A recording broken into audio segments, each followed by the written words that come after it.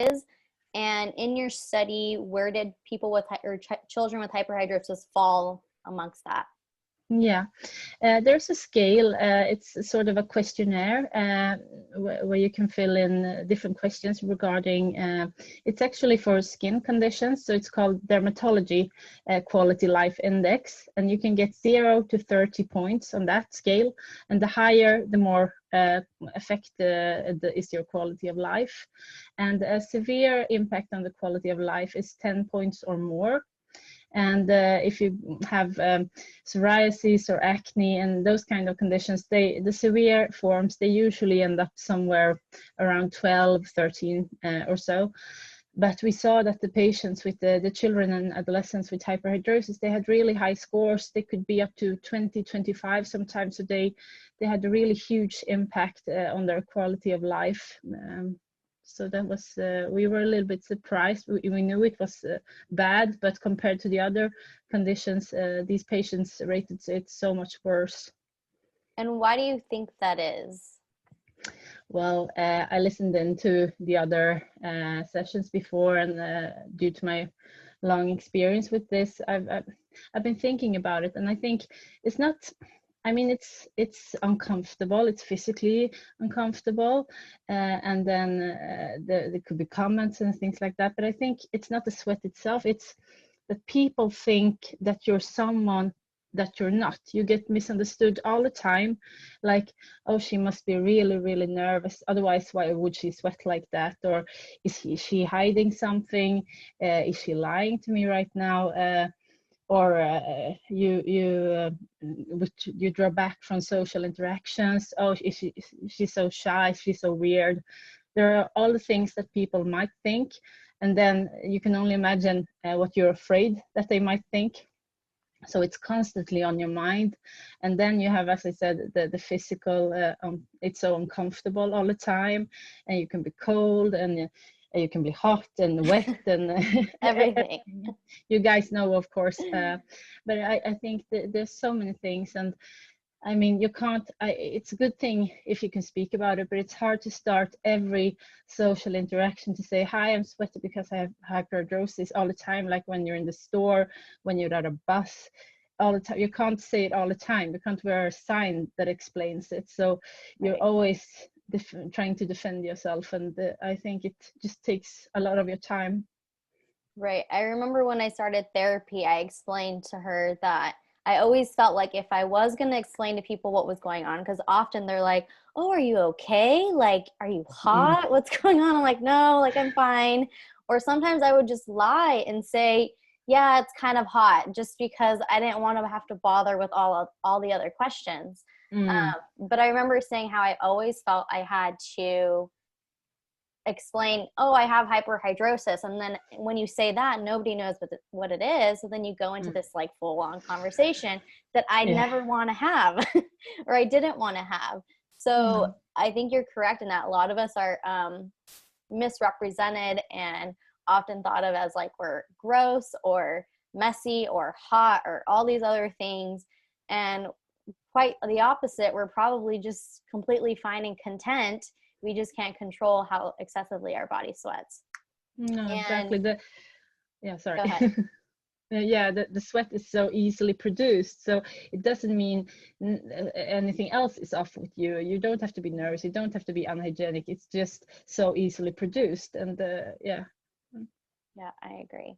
And as a child, I think too, when the medical community doesn't know a lot about it, you know, my parents took me to doctors and they didn't know that much about it, just that they knew it existed, but not knowing how much it impacts our daily lives.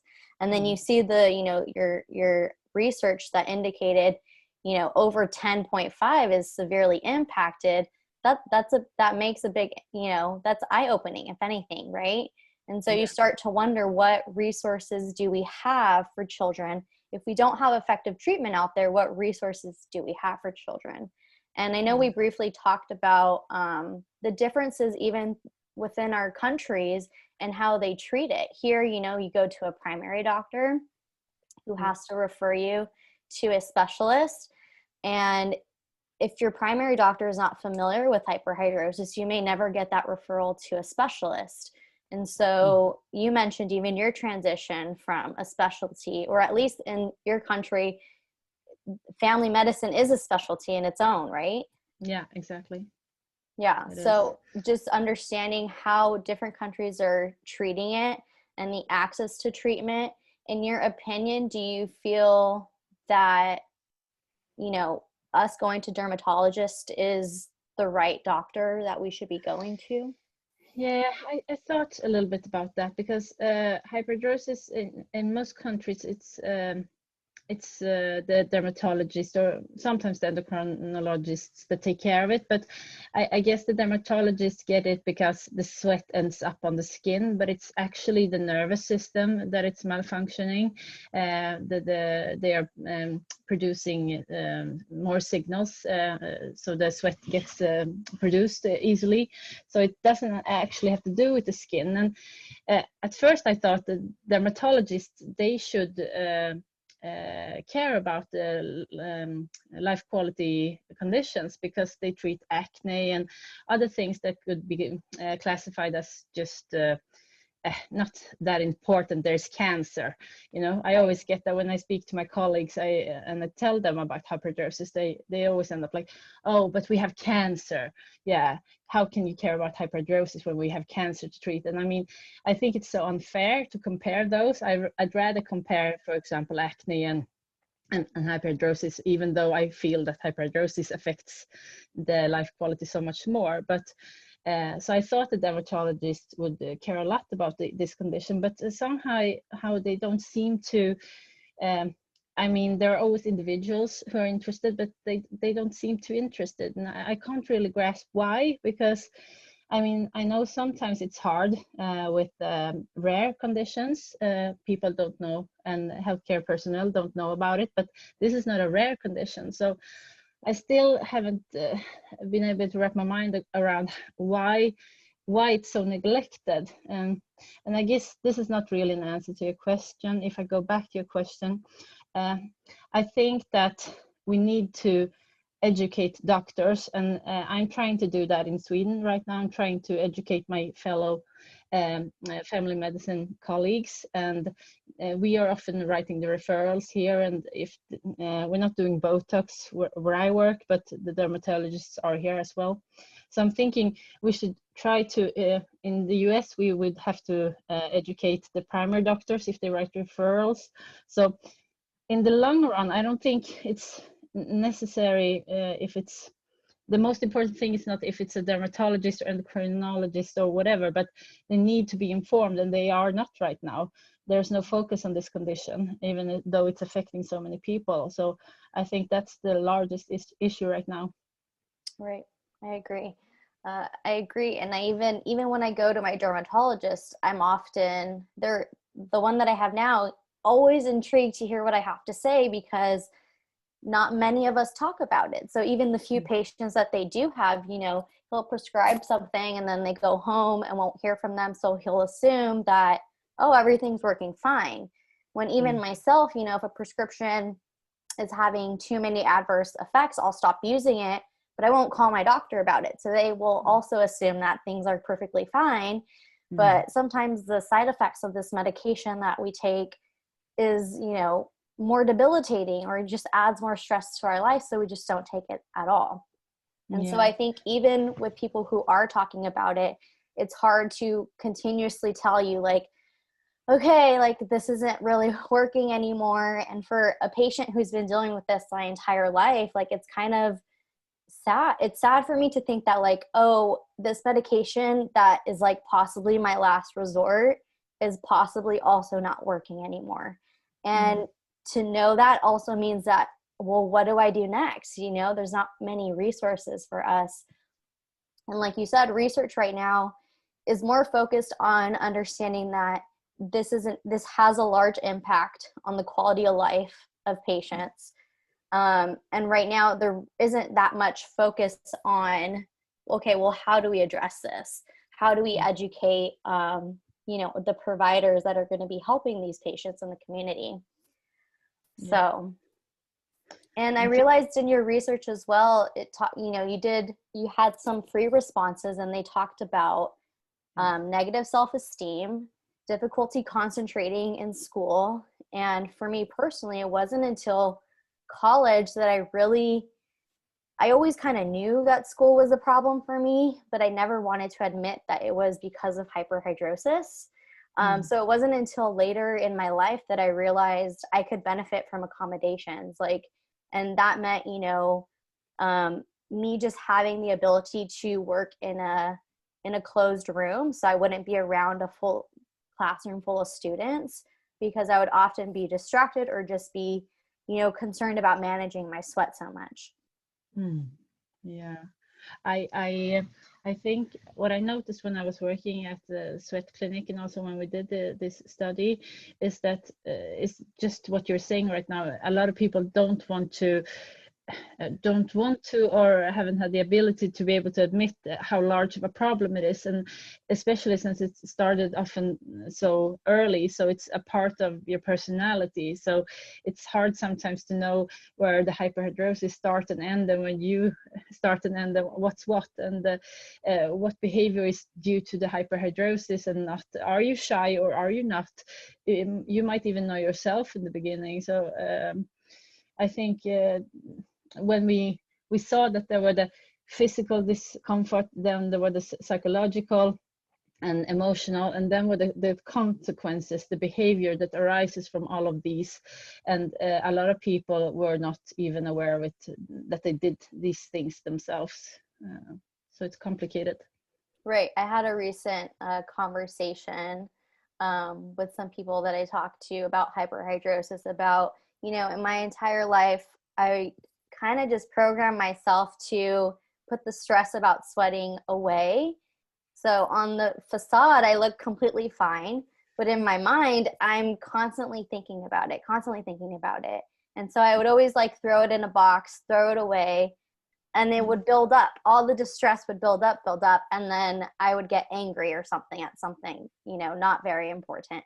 And then it, again, even as an adult, it's taken time for me to acknowledge when there's certain triggers in my life that may add more stress or make my sweating, more apparent maybe, and just learning how to get out of that mindset. Because I grew up and this was normal for me.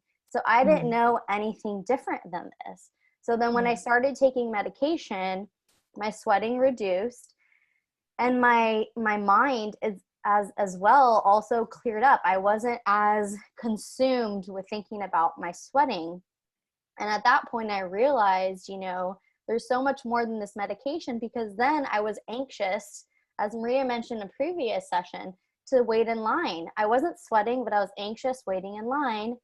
And then you start to realize there's all this psychological impact that it's had, that I've been programmed essentially to respond to certain situations in a negative way when there's no threat, there's nothing going on. So also learning how to get out of that. And I think that's why it's important to have these providers involved, educated, and following up with their patients, because the consequences of not can be more detrimental, into adulthood, Yeah.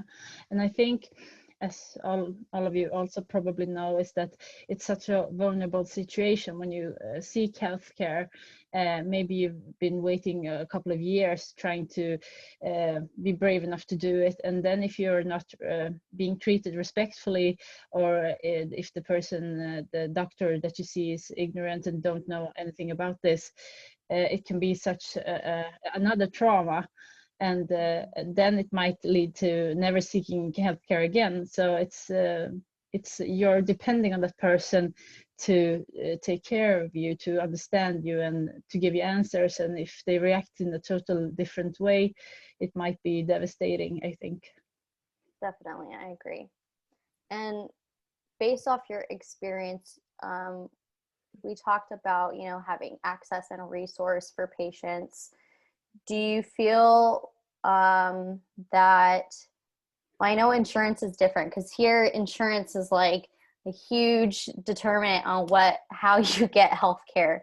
But at Yeah. least from your experience, do you find that it's more accessible to your patients? No, I actually don't, because I think the main reason is that once again it's the lack of knowledge. When the doctors don't know, the dermatologists and the family medicine, the primary doctors who refer, when no one knows about the condition or just a few, no resources are allocated to this condition, nothing is allocated to researching on this condition. So it's just it's going to be, in the end of the day, it's going to be due to, is there one doctor somewhere who's especially interested in this, then the patients in that area can get access to treatment, otherwise they cannot. So I think this problem, when I look around, when I see on the social media and so on, I see that the problem seems to exist all over the world. We have so many patients who are not getting treatment, although there are some pretty good treatments. I mean, when I started my company selling the iontophoresis devices, I was so surprised. I mean, we get emails like every day. Oh, I never heard about this treatment. It sounds to be good to be true. And I mean, it's been around for decades, and I can't understand how you can't get the information out there. Right. Yeah, I mean, even if you did a search of research of hyperhidrosis, you'll see something from the 80s and the 90s. And they always had a suspicion that it was neurological, but then it just stops at that. It just stopped. And so now research is focused more on that there's a possible genetic or a gene associated with it. But that can mean a lot of things. There's probably multiple genes in combination working together. So that's very complex. But then again, it doesn't address how are we helping patients now? And a lot of questions I've been getting is there a cure? You know, what are treatments? And even as, you know, with my blog, I have resource to some treatments that I can recommend people. But if you live in a different country, you may not have that same access. So if I know a product works really well for me and I know it's going to work really well for you, but I can't get it to you, that's a problem, because I know that just that little, you know, ounce of lotion or whatever can really change our lives. And I think that's also what people underestimate, is the impact of having effective treatment, right? Yeah. You know, you are the founder of Hidroxa and you have the iontophoresis machine. And with that, you know, people can submerge their hands in water, and you could go ahead and explain that. Yeah, exactly. It's you can put your hands or your feet into 2 water containers, and you have an electrode in each, and then you let a very mild current go through the skin for probably about 20 minutes per day, and a mean of 12 treatments is required until you receive a severe reduction of the sweat. So it's not very complicated. It's a pretty simple procedure, not many adverse effects. You can get irritation on the skin, but nothing more actually. And yeah, it's pretty straightforward, and you can do it at home. So yeah, that's iontophoresis. Yeah, and I've tried that, like, I don't know, the beginning of, you know, my hyperhidrosis treatment saga. But what I thought was interesting is now with the products, a lot of the companies have their own mentors, essentially, that you're assigned to, that can help you with adjusting your treatment. So, hey, for a week, you're going to do this. If you don't notice a difference, then, you know, let us know and we can help you with adjusting it, which I think also opens room for, you know, those primary doctors or those specialists to be involved and understand the products that their patients are, you know, using. Because if I get prescribed a prescription, I'm going to go to my doctor and tell them, hey, this isn't working, or this dose isn't working, or this is what's going on, and they'll adjust it. But with other treatments with hyperhidrosis, we can't really do that. For Botox, not all dermatologists provide Botox, but they provide other treatments for it. Not all doctors know about iontophoresis. They just know that, like, there's a general regimen for it, but they don't really know how to alter it. So it makes it kind of difficult, at least for me when I started, is I was kind of told, hey, just try this and then basically figure it out on your own. Yeah. And so I did. Good luck. I I would Yeah. do it for like 40 minutes, and it's like the one I had was extremely uncomfortable. And I had to do like 40 minutes my hands, 40 minutes my feet. And I was like, this is not, and then I had like minimal results at that time with that brand. But I was like, if I had more instruction, if I had someone say, go to this level and then do this and then do that, you know, I may have had a better, you know, outcome of that. But because I didn't know what I was doing, you know. So Yeah. I think that's why it's important to also include providers in these treatment options. And again, like, how do we do that? I feel like it should be easy, but it's not. No, it's really difficult, and we're trying. I'm based in Sweden, in Scandinavia, and what we're trying to do right now is we're trying to start collaborations with clinics and hospitals, and we have some very good collaborations going on already. And I will inform and educate the personnel, the nurses and the doctors in each clinic, and they can also always turn to us in our customer care to speak with us regarding antifreezes, and I always try to talk about the different treatments as well, just to educate them while I'm going at it. Of course.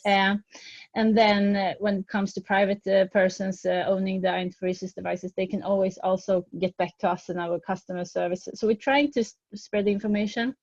And then with the clinics, we're mostly in Scandinavia right now, but we want to reach out to Europe and the rest of the world as well. So we have huge plans on doing this, but it takes time.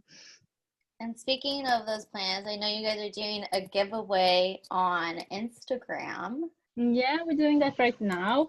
And I wanted to surprise you guys and say that we're also giving away one free antifreezes device here tonight to one of you. So Kristen, do you have the winner? We do have a winner. So guys, for all of you who registered for the Hyperhidrosis conference, we want to thank you all for being here. And we want to give you something as well, because we know how difficult it can be to have access to treatments. Yeah. So I'm going to go ahead and share our winner here. Afat Salah. So if you're out there, please contact me.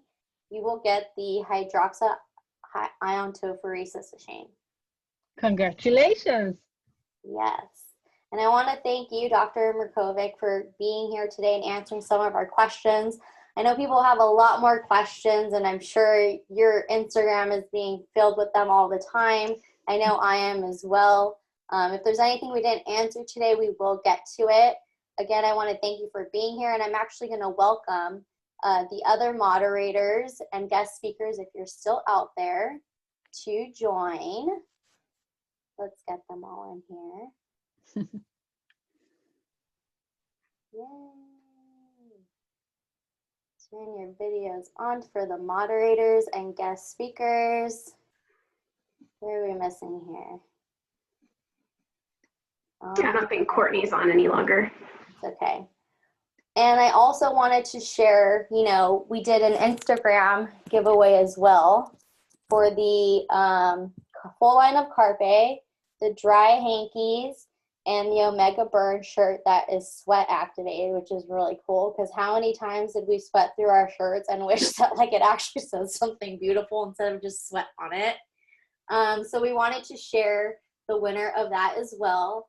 The winners, please contact me so I can get your information and we can get that over to you guys. So that is the Instagram handle for the winner of the Instagram giveaway. And I just want to give everybody a chance to say last words, any advice, anything you guys want to share. Start with First and foremost, I just want to appreciate you, Kristen, for putting this together. I know it's challenging, but together we did it. we did it together, for sure. Just by listening to everyone who has actively participated and even going through the charts, if there's one thing that we can all agree is it's very unfortunate that hyperhidrosis is still considered a non-issue. And this is because people are not taking time to understand hyperhidrosis from the person living with it. The problem is a majority only want to go with their own assumptions. And I think this is where now the problem emanates from. As advocates, we have a lot of work to do to educate and to push forth on their awareness. Advocacy is not easy, especially when funding is not involved. There's little to less or even no considerations. But with such a platform, we are building a bridge for those who are coming after us. We are setting up the foundation for them. And it's actually interesting that for the first time, we have a doctor on board.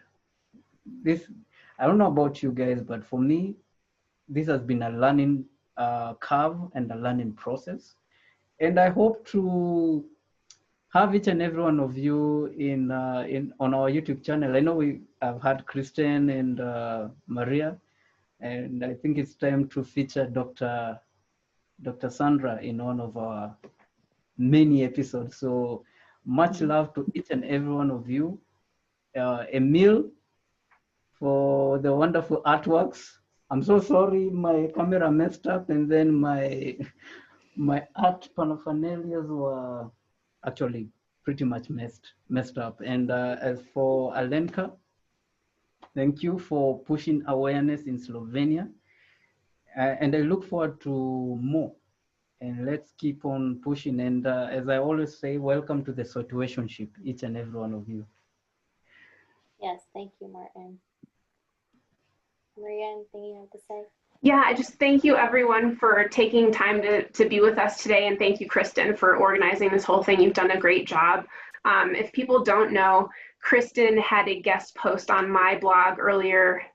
Actually, it's probably been about a year or so now, but now Kristen has turned into an advocate herself and has her own website. And I'm just so proud of you for doing that. So maybe you're watching or listening right now, and the first step for you is talking about it. I accept guest posts on my blog, and I would love to have your story there as well. I have stories from all over the world. So this really is, like Martin said, this is a hyperhidrosis family. So if you're interested in having a guest post on my website, I encourage you to do that. Visit my website at mylifeasapuddle.com and click on the Contact Me form. Yes, I would also like to reiterate Maria that I started as a guest post on her blog, and I was terrified. I sent her something and I was like, this is not real. Like, I'm just trying to sugarcoat everything. I need to send something that's actually real, what actually goes on, because none of us want to talk about it. We all know that it's very difficult to talk about our butt sweating. My nose is sweating right now. I've been wiping it throughout this whole thing. You know, it's not something we're comfortable always talking about, but we need to embrace it. And I think that's why it's important to have these conversations, to have these conferences, because the more we talk about it, the more comfortable we'll feel. And then, you know, we can go out into the world and share our stories as well. Alrighty, guys. So if you guys don't have any more questions, that's the end of the conference. And I want to thank you all for being here, for contributing, for joining in the chat. Again, if you were a winner, please contact me. My Instagram is @howtohyperhidrosis, or my email, kristen@howtohyperhidrosis.com. We'll go ahead and get that stuff to you because, again, we want to make this easier for you because we know how difficult it can be. And I just want to thank everybody for being here and participating. Thanks, Kristen. Thank you so much, Kristen. This was awesome. Bye-bye. Thank you. Bye.